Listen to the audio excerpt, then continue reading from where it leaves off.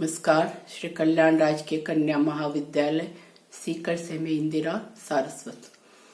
प्रिय बच्चों, अध्ययन की सतत कड़ी में हम आज सूरदास के पद संख्या 9 व 10 की व्याख्या करेंगे। पद 9 इस प्रकार है। बिनु गोपाल बेरन भई कुंजे, तव्य लता लगत्यति शीतल अब भई विषम ज्वाल की पुंजे। वृथा वहति यमुना खग बोलत, वृथा कमल फूले अली गुंजे। पवन पानी घन सार संजीवन, दति सुत किरण भान भई भुंजे। ये उद्धो कहियो माधो सो, मदन मार कीनी हम लुंजे। सूरदास प्रभु तुमरे दरस को, मग जोबत अंखिया भई गुंजे। कठिन शब्द ज्वाल, आग की लपट। घन सार से तात्पर्य कपूर। दधिसुत शब्द आया, उससे तात्पर्य चंद्रमा, भानु, सूर्य का पर्याय है। गुंजे, गंगुंची। प्रस्तुत अवतरण सूरदास द्वारा रचित सूर सागर नामक रचना से लिया गया है। प्रियतम कृष्ण के वियोग में व्यथित गोपियां बार बार श्री कृष्ण को याद करती है। यहाँ गोपियों की इसी मनोदशा का वर्णन किया गया है। विरह से पीड़ित गोपियां कहती है कि प्रियतम कृष्ण के बिना ये कुंज हमारे लिए शत्रु हो गए। बिनु गोपाल बेरन भई कुंज, श्री कृष्ण के बिना हमें ये लता कुंज अच्छे नहीं लगते हैं, ये हमें शत्रुवत दिखाई देते हैं। तब वे लता लगती शीतल अब भई विषम ज्वाल की पुंजे, कि श्री कृष्ण जब यहाँ ब्रज में थे तो ये लता कुंज हमें शीतलता प्रदान करने वाले अच्छे महसूस हुआ करते थे। और अब वियोग काल में श्री कृष्ण के अभाव में यही जो शीतल लता कुंज इत्यादि है हमारे लिए आग के पुंज के समान हमें महसूस होते हैं। कि संयोग काल में जो जो चीजें उन्हें सुखद एवं अच्छी लगा करती थी, लेकिन अब वियोग काल में वही चीजें श्री कृष्ण के अभाव में प्रीतम को देखे बिना उनके लिए आग के समान महसूस होती है। वृथा वहती यमुना खग बोलत, वृथा कमल फूलल गुंजे। कि यमुना का जो बहना है, प्रवाह है, इसी प्रकार से पक्षियों की चहचहाट और कमल के पुष्प का विकसित होना, उन पर भंवरों की गुंजार, वे सब व्यर्थ नजर आते हैं, कि वे उन्हें अच्छे नहीं लगते हैं। पवन पानी घन सार संजीवन, दधि सुत किरण भान भई पुंजे। कि शीतल मंद पवन, हवा का बहना और घनसार जो है कपूर, जो शीतलता देने वाला है। इसी प्रकार से संजीवनी दधिसुत, चंद्रमा की किरणें जो अमृतमयी होती है, और सूर्य की किरणें, वे सभी गोपियों को संतप्त करती है, उनकी पीड़ा को बढ़ाती है। कारण कि उनके प्रियतम श्री कृष्ण उनके समीप में नहीं है। तो वियोग काल में जो जो संयोग काल के जो सुखद उपादान थे, वे अब वियोग काल में उन्हें दंशित करते हैं, पीड़ाकारी लगते हैं, सुखद नहीं लगते हैं। आगे की पंक्तियों में वो उद्धव से कहती है, हे उद्धव कहियो माधव से, मदन मारी किन हम लीजिए। कि गोपियों ने कहा कि कामदेव ने मारकर हमें शिथिल और कृश बना दिया है। मदन मार कीने हम लुंजे, हम लुंज पुंज हो गई है, कृश हो गई है काम पीड़ा के कारण। सूरदास प्रभु तुम्हारे दरस को, मृग जोबत अंखिया भई गुंजे।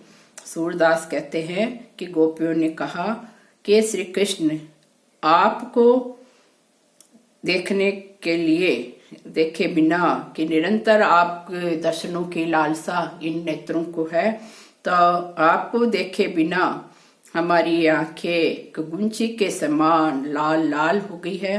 कि दिन प्रतिदिन वो श्री कृष्ण के रास्ते की बाट को देखा करती है, इंतजार करती है।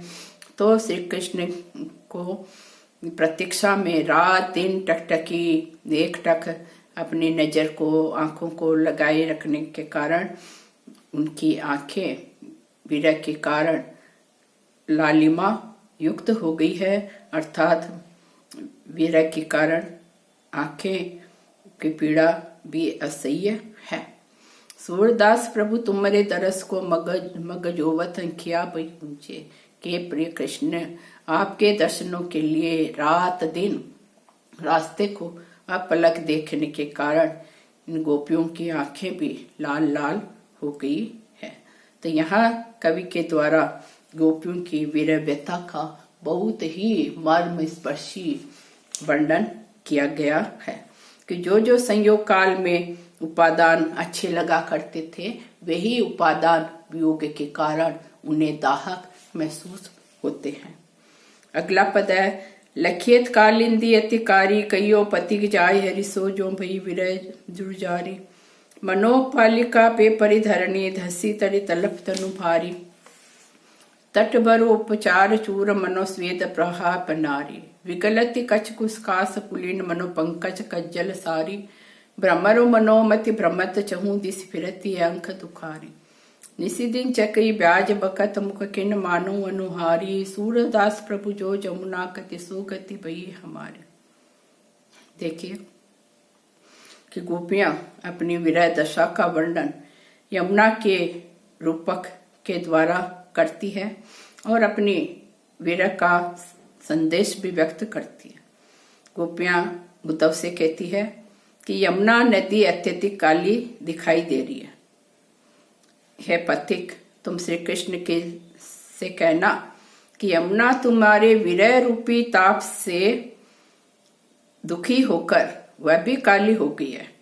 ये यमुना मानो धरती रूपी पलंग पर पड़कर नीचे धंसती हुई अपने तरंग रूपी तड़पन से उसका शरीर है व्यथित हो गया है और अत्यधिक तड़पन के कारण ही ये बढ़ रही है।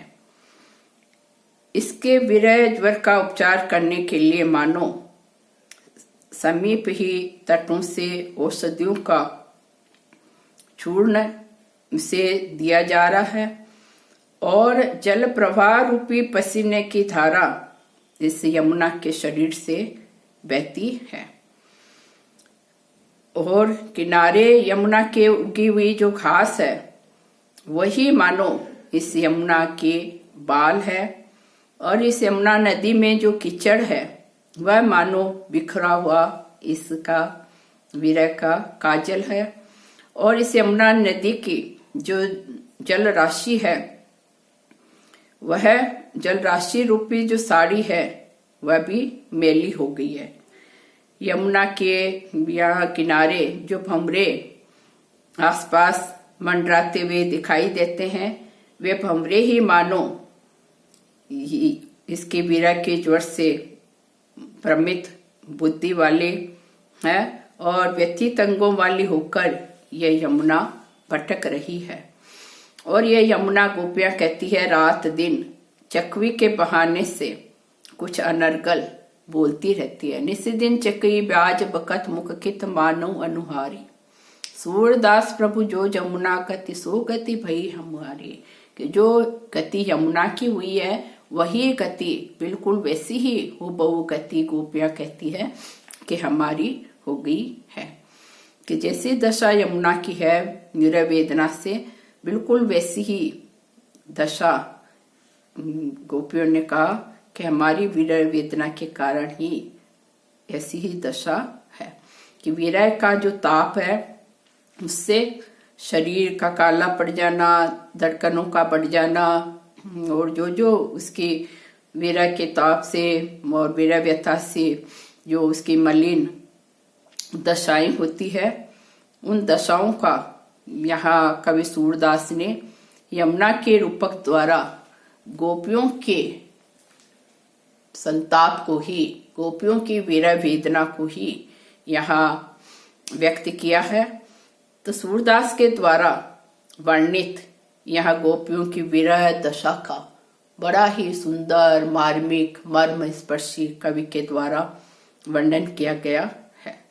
पूरे पद में उत्प्रेक्षा एवं रूपक अलंकार का प्रयोग हुआ है, साथ ही अनुप्रास अलंकार का प्रयोग भी हुआ है। धन्यवाद।